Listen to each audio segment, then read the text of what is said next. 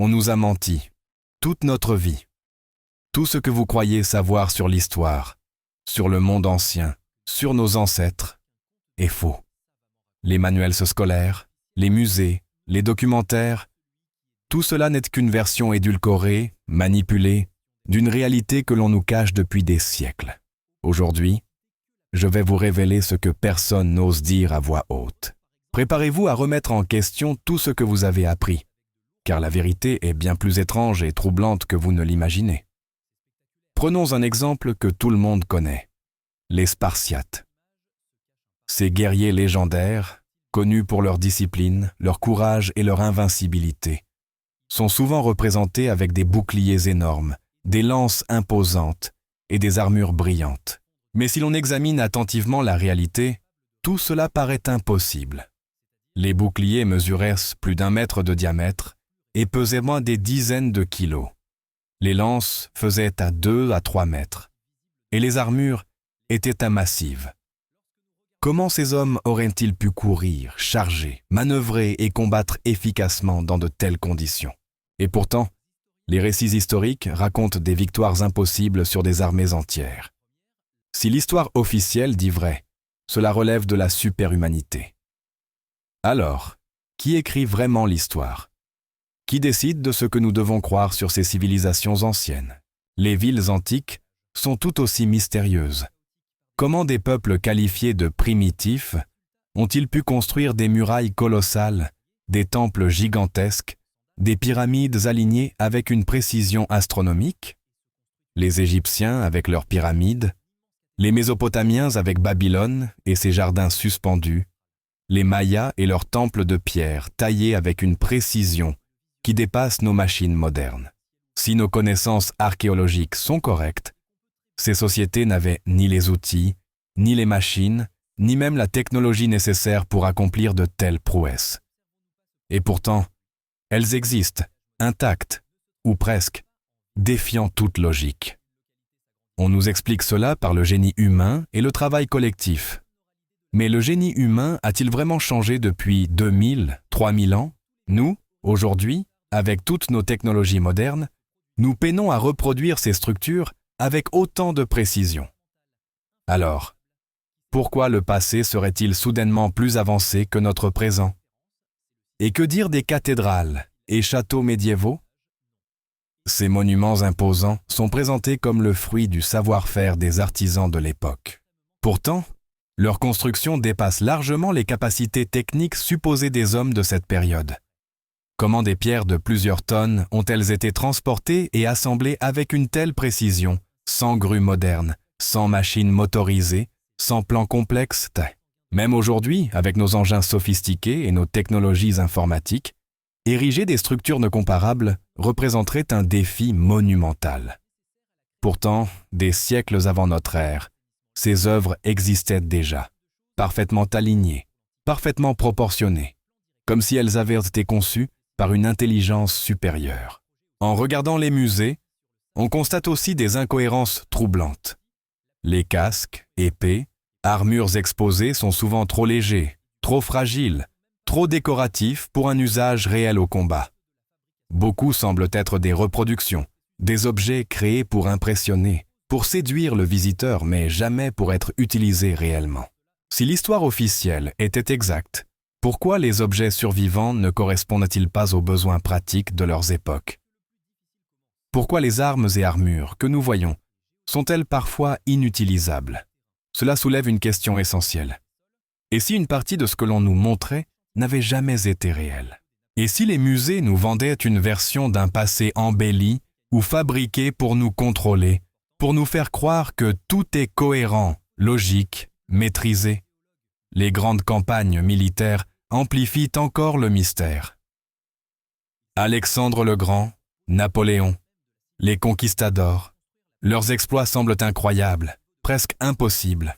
Traverser des milliers de kilomètres, conquérir des territoires immenses, gérer des armées dans des conditions logistiques précaires et sans technologie moderne. La plupart de ces conquêtes seraient irréalisables dans le monde réel, même avec nos moyens actuels. Alors comment ces événements se sont-ils réellement déroulés? Les cartes, les récits, Les chroniques officielles racontent des victoires et des campagnes parfaites, comme si la réalité avait été adaptée à un scénario narratif précis. Cela ne peut être le fruit du hasard. Il y a quelque chose de plus, quelque chose que l'histoire officielle ne veut pas que nous comprenions. Face à ces incohérences, il est légitime de se demander si le passé que l'on nous raconte nous appartient vraiment.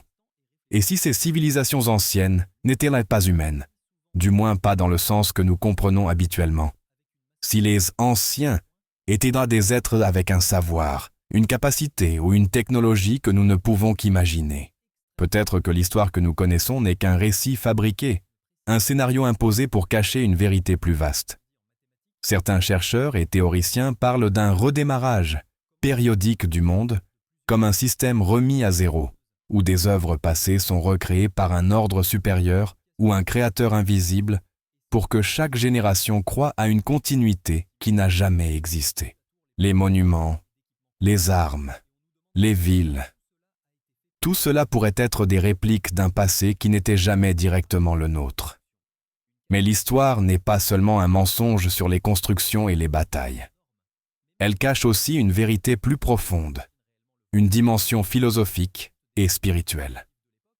La vie terrestre, avec ses souffrances, ses épreuves et ses injustices, pourrait être un terrain d'entraînement pour l'âme.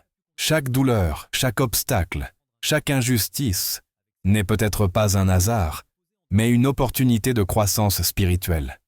Et si l'histoire que l'on nous raconte servait à nous maintenir dans un état d'ignorance, à nous enfermer dans un polygone symbolique, un angle de limitation qui nous empêche de voir la vérité et de nous éveiller pleinement, dans plusieurs traditions anciennes, l'angle, le polygone, la forme géométrique n'est jamais anodin. Il symbolise la limitation, la contrainte, la punition et parfois la force cosmique qui impose un ordre aux hommes. Si l'on accepte cette interprétation, toute l'histoire officielle devient un outil de contrôle. Les chronologies, les récits, les monuments ne seraient pas faits pour nous instruire, mais pour nous enfermer dans une illusion, pour nous maintenir dans un cadre préétabli où nous croyons évoluer, mais où nous restons prisonniers de cycles répétitifs. Il est temps de sortir de ce polygone, de ne plus accepter aveuglément ce que l'on nous raconte, d'apprendre à questionner, à douter, à réfléchir par soi-même. La vérité est là, cachée, mais elle est accessible à ceux qui veulent ouvrir les yeux. Chaque détail, chaque incohérence, chaque merveille ancienne est une pièce du puzzle. Un signe que l'histoire que nous croyons connaître n'est pas la réalité. Il appartient à chacun de chercher, d'analyser et de se libérer des illusions imposées. Le monde que nous croyons comprendre n'est qu'un écran, un voile. Derrière lui se cache un univers ancien, incompréhensible, où des civilisations, des êtres et des savoirs dépassent tout ce que nous pouvons imaginer. Et si nous acceptons cette idée, si nous commençons à douter et à chercher par nous-mêmes, nous pourrions découvrir que notre perception du passé, du présent et même de l'avenir est totalement faussée. Le temps, l'histoire et l'humanité ne sont peut-être pas linéaires. Peut-être qu'ils obéissent à des cycles mystérieux, à des redémarrages invisibles, à des forces que nous ne comprenons pas encore. Et peut-être que chaque question, chaque doute que nous avons, chaque pas que nous faisons vers la vérité est en réalité un pas vers notre libération. Quand on se penche sur les grandes campagnes militaires de l'histoire, le doute devient encore plus profond. Alexandre le Grand, Napoléon Bonaparte, les conquistadors espagnols, leurs exploits sont racontés comme des miracles, des exploits presque surnaturels. Alexandre aurait conquis un empire immense en moins de 10 ans, traversant des milliers de kilomètres, affrontant des armées innombrables, franchissant des montagnes et des déserts, avec des troupes prétendument faibles et mal équipées. Napoléon, lui, aurait mené ses armées à travers l'Europe, remportant victoire après victoire, avec une précision logistique que nous aurions du mal à reproduire même avec les technologies modernes. Les conquistadors, quant à eux, ont renversé des empires entiers avec seulement quelques centaines d'hommes. Comment est-ce possible? Si l'on observe de près, chaque récit officiel semble ignorer les contraintes réelles. Ravitaillement, fatigue des hommes, maladies, communication, conditions climatiques, équipement. Dans le monde réel, aucune de ces campagnes ne serait possible avec les moyens que nous attribuons aux armées de l'époque. Et pourtant, elles se sont déroulées, selon l'histoire officielle, sans accroc. Cela ne peut être que suspect. Si ces récits étaient vrais, cela voudrait dire que l'humanité, il y a des siècles ou des millénaires, possédait des capacités stratégiques et logistiques supérieures aux nôtres. Pourtant, nous, avec nos ordinateurs, nos avions, nos véhicules motorisés, nous peinons encore à coordonner des opérations à grande échelle avec la même efficacité. Il existe un écart énorme entre la réalité supposée de ces campagnes et ce que l'on sait possible. Pourquoi cette incohérence? Pourquoi ces exploits semblent-ils conçus pour émerveiller, pour raconter une histoire héroïque parfaitement alignée, plutôt que pour refléter la dure réalité de la guerre? Et si tout cela n'était pas le fruit de véritables conquêtes, mais d'une manipulation, d'une réécriture? Peut-être que l'histoire que nous connaissons n'est pas celle qui s'est réellement passée. Peut-être que des forces supérieures ou des ordres cachés ont orchestré ces événements pour façonner notre perception du monde. Chaque bataille victorieuse, chaque empire conquis, chaque général triomphant pourrait être un élément d'un récit soigneusement construit pour créer une illusion de continuité et de grandeur humaine, alors que la réalité serait bien différente. Les chiffres, les cartes, les récits chronologiques, tout pourrait avoir été arrangé pour nous persuader que l'humanité a toujours progressé de manière linéaire, que la guerre, la stratégie et le génie militaire étaient constants et prévisibles. Mais quand on regarde de près, tout cela semble trop parfait pour être vrai. Et ce mystère ne s'arrête pas là. En observant le contraste entre le passé glorieux et notre présent, un gouffre s'ouvre sous nos yeux. Les monuments anciens, les œuvres d'art, les techniques de construction et d'ingénierie surpassent souvent nos capacités actuelles malgré nos technologies avancées. Prenons les aqueducs romains, par exemple. Ils acheminaient en l'eau sur des dizaines, parfois des centaines de kilomètres, avec une précision et une durabilité qui défient toute explication. Aujourd'hui, avec toutes nos connaissances en ingénierie, nous aurions du mal à reproduire des infrastructures aussi durables et précises sans un investissement colossal. Alors pourquoi les anciens auraient-ils possédé un savoir et des compétences que nous peinons à égaler?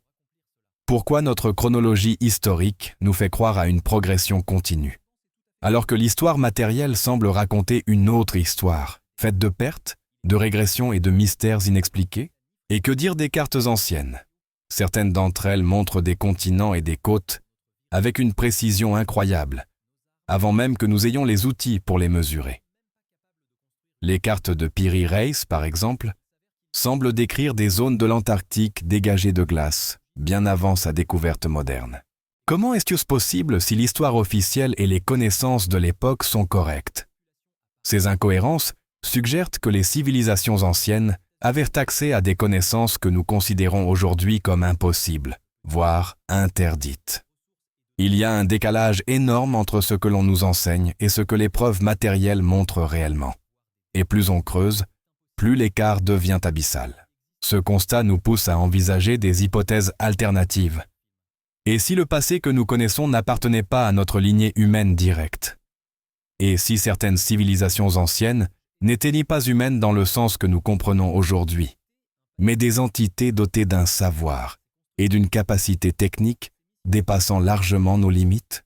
Peut-être que l'histoire officielle n'est qu'un récit fabriqué pour nous faire croire que tout est cohérent, que le monde suit une chronologie linéaire, que l'humanité progresse sans interruption.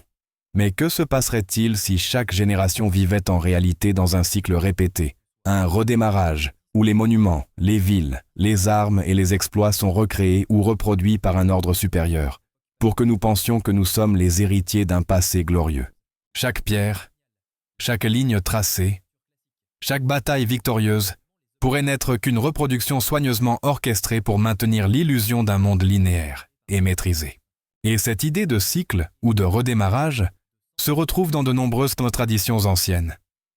La notion de temps cyclique, de monde réinitialisé, d'âme réincarnée et d'expériences répétées traverse les mythologies et les philosophies de presque toutes les cultures. Si nous acceptons cette idée, les grandes campagnes militaires, les constructions impossibles et les exploits légendaires ne sont pas simplement des événements historiques, mais des indices d'un système beaucoup plus vaste, où l'histoire est manipulée pour former la conscience humaine, pour la tester, pour la façonner.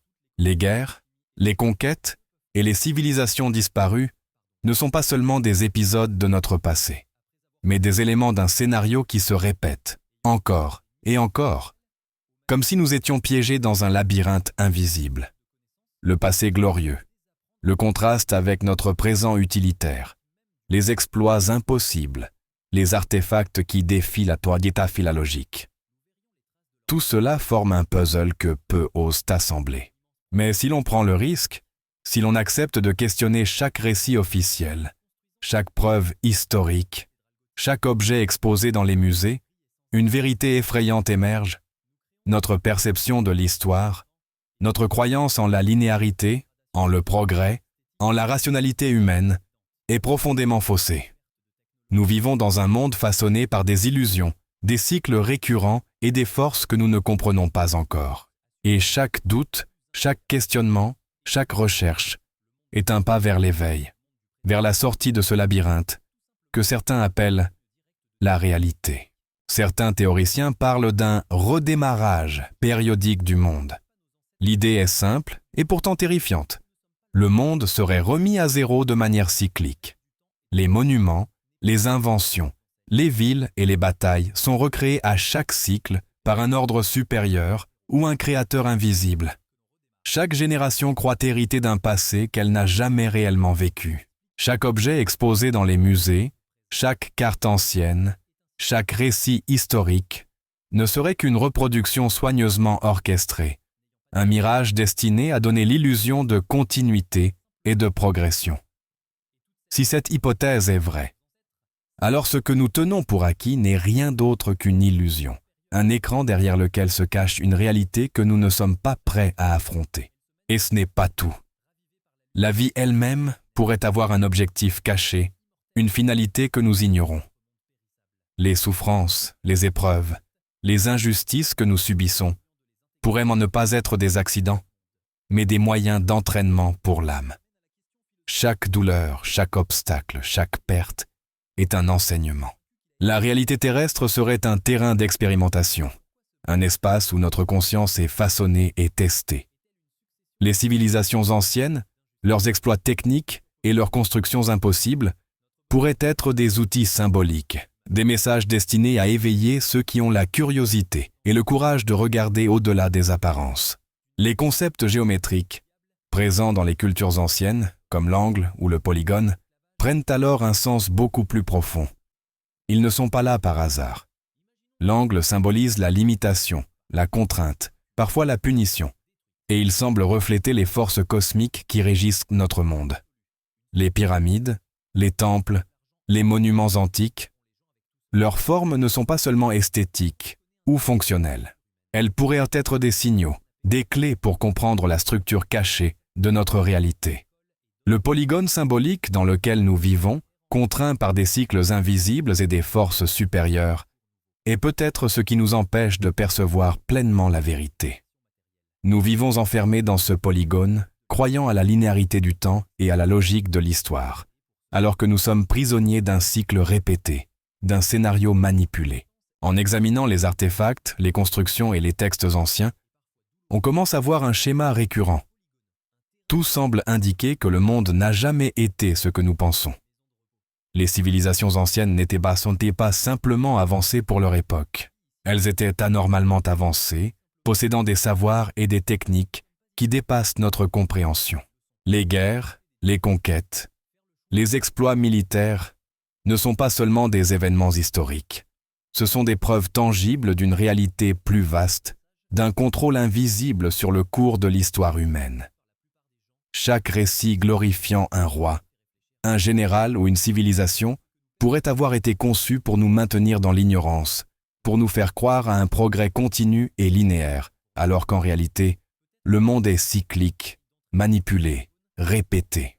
Si l'on accepte cette vision, alors l'histoire que l'on nous a apprise est non seulement fausse, mais elle est également un outil de contrôle psychologique. Les chronologies, les grandes batailles, les monuments, les civilisations disparues, tout cela crée une illusion de stabilité et de logique. Nous croyons évoluer, comprendre, progresser. Mais en réalité, nous sommes manipulés, enfermés dans un cycle que nous ne pouvons percevoir que par fragments. Ceux qui ont conçu cette illusion savent exactement quelles informations nous donner, quelles vérités cacher, quels exploits embellir ou inventer. Nous sommes plongés dans une matrice historique où chaque détail a été calculé pour maintenir notre esprit dans l'illusion. C'est ici que commence la véritable dimension philosophique et spirituelle de cette théorie.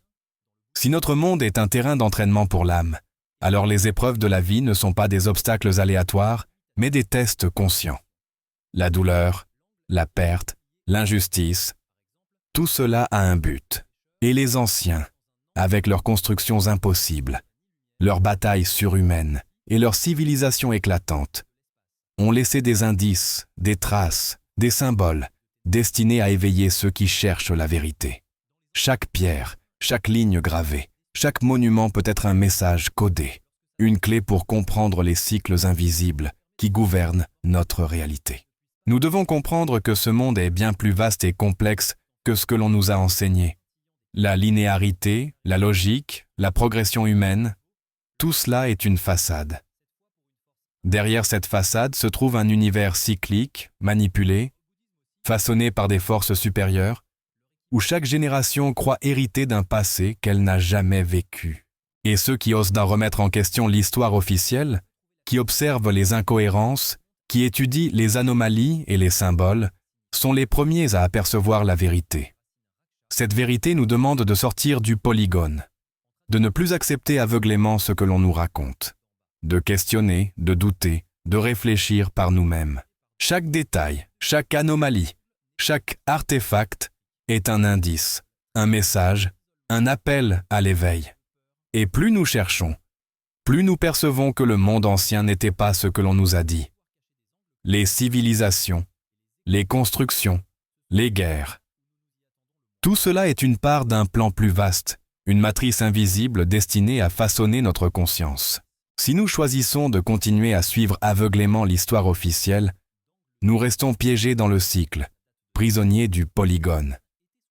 Mais si nous acceptons de chercher la vérité, de questionner chaque récit, de réfléchir par nous-mêmes, alors nous pouvons commencer à comprendre la nature réelle du monde.